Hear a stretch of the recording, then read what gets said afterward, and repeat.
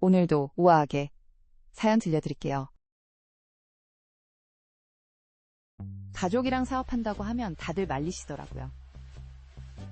그 이유를 이제야 뼈저리게 깨닫게 됐습니다. 3년 전 아버지께서 갑자기 식당 하나 차리자고 하셨어요. 30년 넘게 요리사 생활하시다가 은퇴하신 분이라 노하우도 있고 나름 자신도 있으셨거든요. 저도 회사 생활에 지쳐있던 참이라 흔쾌히 동의했죠. 처음엔 정말 좋았어요. 아버지는 주방을 쩌는 홀서빙과 운영을, 각자 맡은 바 최선을 다했죠. 어머니도 가끔 오셔서 밑반찬도 만들어주시고 저녁엔 다 같이 모여 앉아 오늘 매출은 얼마였네였던 손님이 왔었네 하면서 이야기 나누는 게 즐거웠어요. 근데 문제는 6개월쯤 지나면서부터 시작됐습니다. 아버지가 점점 저한테 간섭하기 시작하신 거예요. 왜 이 테이블은 아직도 치우지 않았냐? 손님한테 왜 그렇게 말하냐? 메뉴판은 왜 이렇게 구겨져 있냐? 사소한 것 하나하나 지적하시는데 그게 하루 이틀이 아니었어요.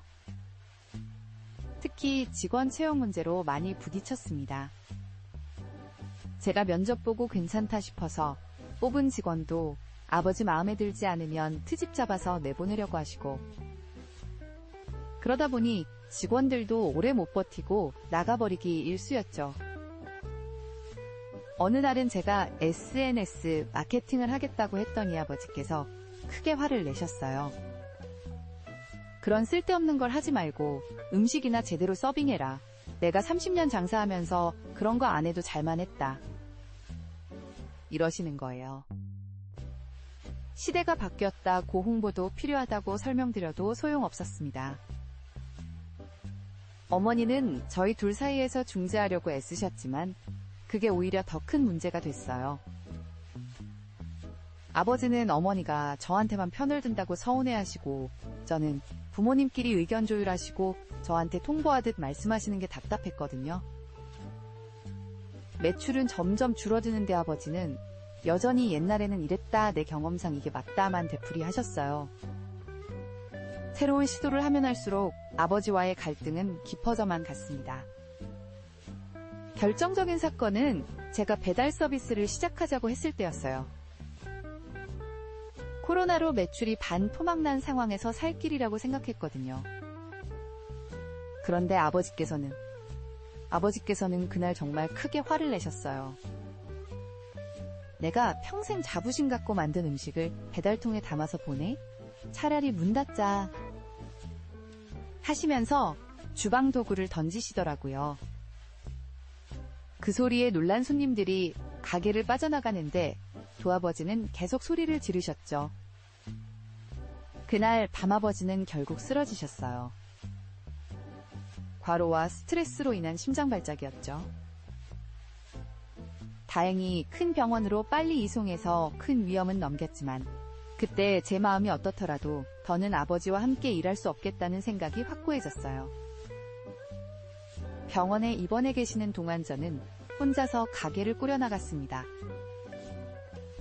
배달 서비스도 시작하고 SNS 마케팅도 본격적으로 했죠.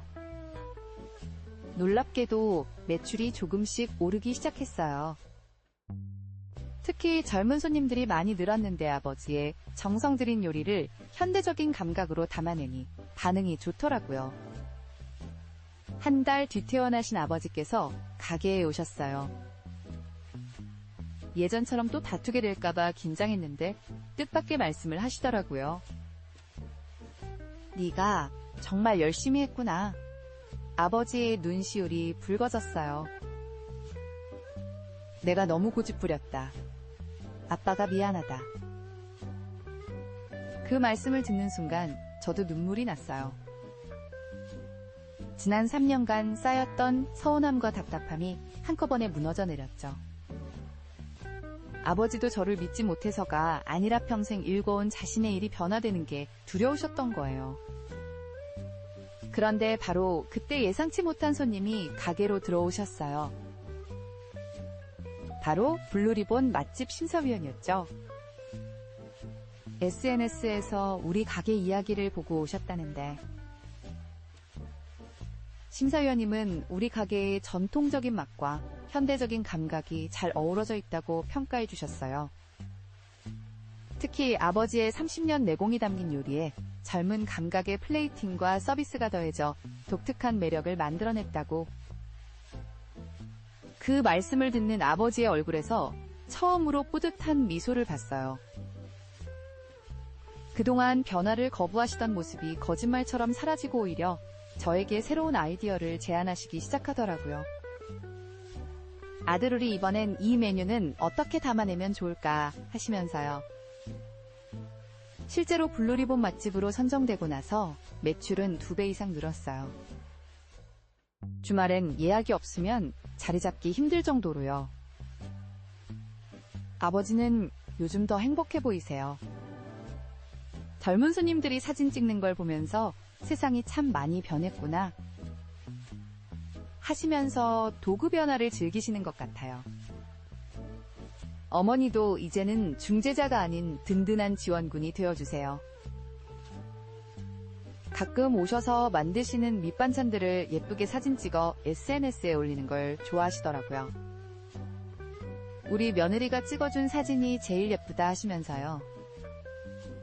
지금 생각해보면 그 힘들었던 시간이 우리 가족을 더 단단하게 만들어준 것 같아요.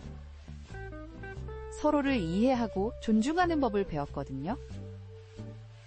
아버지의 경험과 제 새로운 시도가 만나 시너지를 내듯 우리 가족도 그렇게 조화를 이뤄가고 있습니다.